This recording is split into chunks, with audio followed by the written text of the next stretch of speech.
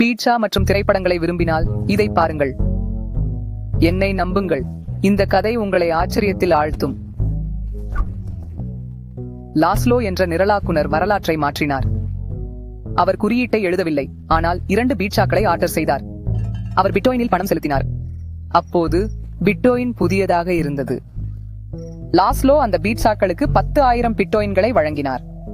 ஒருவர் ஆம் என்றார்.